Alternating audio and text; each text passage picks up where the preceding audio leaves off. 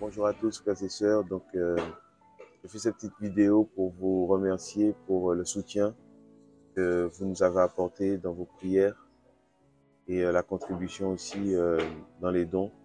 Que le Seigneur soit glorifié. Donc là actuellement, je suis à l'aéroport et nous allons repartir de cette mission encouragée, fortifiée, en paix aussi. Et je bénis le Seigneur pour toutes ces nouvelles rencontres qu'il a permis avec les bien-aimés à Toronto et un peu partout. Que le Seigneur soit glorifié en tout cas et nous tenons à vous remercier pour votre amour, pour vos soutiens, voilà, votre persévérance en tout cas dans le Seigneur. Ça nous encourage et nous sommes encouragés par les témoignages que nous avons entendus, les personnes a pu rencontrer. Nous ne pouvons que dire merci au Seigneur. De ce fait, je voudrais passer aussi un message à nos frères et sœurs canadiens en les encourageant, voilà, dans le Seigneur, en les encourageant à persévérer, à aller de l'avant et à ne rien lâcher. Nous sommes à la fin des temps. Comme vous savez, le Seigneur revient. Ne nous privons pas de la grâce du Seigneur qui a été manifestée pour nous et veillons à ce que personne ne se prive de cette grâce, de cet amour, de cette joie en partageant la parole, s'exhortant les uns les autres, comme la Bible demande. Notre Seigneur est fidèle, notre Dieu est fidèle. Il s'appelle Jésus. Il a donné sa vie pour ceux qui étaient perdus, afin que nous puissions retrouver le chemin qui mène au ciel. Soyez bénis, mes frères et sœurs. Je voudrais juste passer ce message d'encouragement à mes confrères et citoyens canadiens qui aiment le Seigneur. J'aimerais juste vous dire que nous avons remarqué durant notre voyage missionnaire que c'était un pays, un État qui mettait beaucoup en fait, ses citoyens sous pression par rapport au travail. Nous avons vu des personnes qui ont presque perdu en fait ce cœur-là, même par rapport au travail et tout. On a vu des personnes qui souffrent. Beaucoup de personnes souffrent à cause de la pression que le gouvernement canadien met sur ses citoyens. Nous avons remarqué que tout se chiffre. Même un sourire aujourd'hui se chiffre. Il faut acheter en fait ce sourire-là, vous voyez.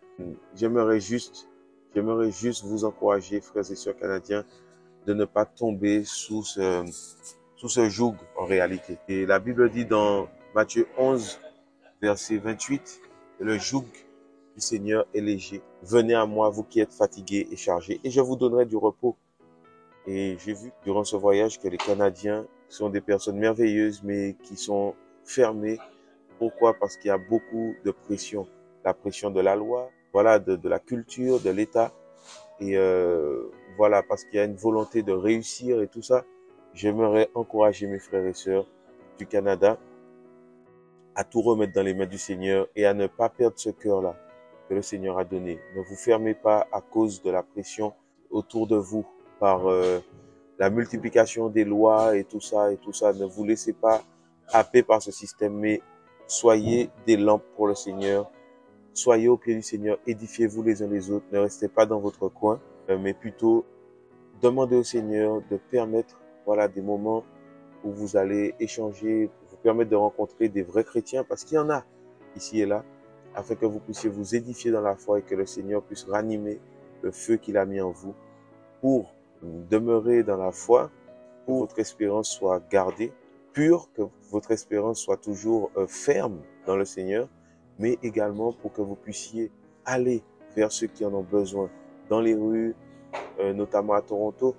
Il y a une sœur qui me disait qu'il y a beaucoup d'SDF, il y a beaucoup de personnes qui se droguent, beaucoup de personnes dans les rues et beaucoup meurent quand l'hiver arrive parce que à cause du froid, à cause des températures, à cause du gel et tout ça, il y en a qui ne supportent pas et qui meurent. Et j'aimerais vous encourager à aller vers ces personnes, à aller vers le prochain, à aller vers vos voisins, même s'ils sont fermés. Nous sommes la lumière du monde, vous êtes la lumière du monde. Donc à Toronto, à Montréal, au Québec, levez-vous pour le Seigneur. Parlez aux âmes, organisez-vous. Même si c'est difficile seul, commencez avec un frère, une sœur. Demandez au Seigneur de vous mettre sur la route d'un frère, une sœur, parce que beaucoup sont isolés malheureusement. Et c'est ce qu'on a pu voir, c'est ce qu'on a pu constater de par la conférence après avoir parlé avec les sœurs, les frères qui étaient là-bas. Donc, on vous encourage. Soyez encouragés et n'oubliez pas que le Seigneur a un projet pour le Canada. Ne l'oubliez pas. Vous voyez, la Bible dit que tout est sanctifié par la parole et la prière. J'aime beaucoup ce passage parce qu'il englobe beaucoup de choses en réalité. Vous voyez, donc, la parole et la prière. Le Seigneur a parlé sur nos vies, parlé sur la vie des gens aussi. Allez les voir, partagez-leur cet amour. Et je me rappelle qu'on a pris le taxi avec un frère qui est bilingue, hein.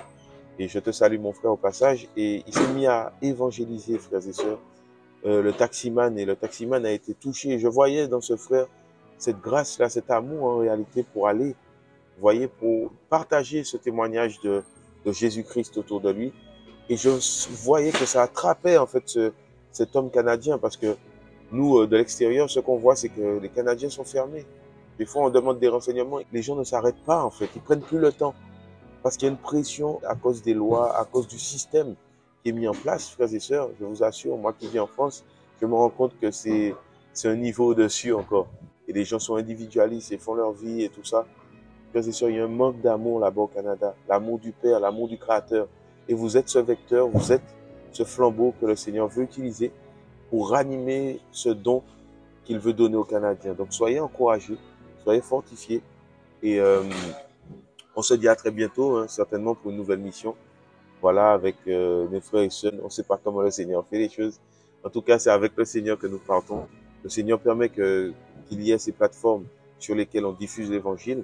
Mais nous sommes, nous à titre personnel, c'est-à-dire que nous sommes l'Église, nous, le moyen par lequel le Seigneur veut passer pour aller vers les nations. C'est pour ça qu'il permet que nous nous déplaçons. Vous voyez, si le Seigneur faisait tout, c'est-à-dire qu'en visitant les gens par des songes, par des révélations, Paul en fait le cas hein, dans la Bible, nous verrons que nous ne serons pas envoyés. Vous voyez ou pas? Si le Seigneur nous envoie, c'est parce que il veut utiliser l'humain, ce témoignage qu'il met en nous, dans l'humain, pour pouvoir glorifier son nom, frères et sœurs. Donc n'hésitez pas, frères et sœurs, à vous encourager et à vous exhorter, à vous édifier et à marcher ensemble, main dans la main, pour le salut des hommes. Voilà.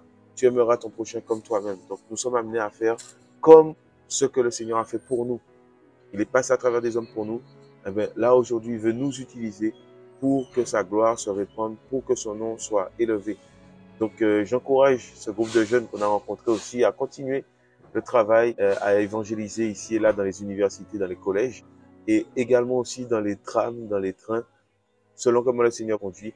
Il n'y a pas de lieu. Il y a la justice des hommes et l'ennemi, en fait, s'évertue à faire appliquer aux hommes pour les mettre de la pression, pour les contenir sous un système, sous un joug. Et il y a la justice du Seigneur. Et cette justice nous rend libres de la justice des hommes. Vous voyez, cette justice aussi, c'est la sagesse du Seigneur. Le Seigneur est sage, en fait. Il n'y a pas de souci.